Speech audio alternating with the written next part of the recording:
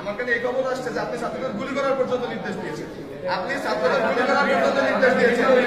আপনারা যেদিনকে আমাদেরকে সাদা গাড়ির মাধ্যমে তুলে যাওয়ার প্ল্যান করছিলেন যে আপনাদের প্রশাসনের সিটিএসপির মাধ্যমে আমাদের তুলে নিয়ে যাবেন, সেদিনকে আমরা বলছি আমরা ভার্সিটির অথরিটি ছাড়া যাবো না। কারণ এই পুলিশ বাহিনী 16 বছর ধরে জনগণের কাছ থেকে গ্রহণযোগ্য ধারাইছে, এটা আপনি শিওর? আপনারা এখন ভয় পান রাস্তায় নামতে, লজ্জা লাগে আপনাদের যে আপনারা এই ড্রেস পরে রাস্তায় নামতে আপনাদের লজ্জা লাগে। তার চেয়ে বড় কথা হচ্ছে আপনারা ওই দিনকে এস এম কামাল কিছু আতিপাতি নেতা এদের সামনে আমাদের সাথে খারাপ ব্যবহার করছে, আপনারা প্রশাসনের কেউ কি প্রতিবাদ করছেন? প্রশাসন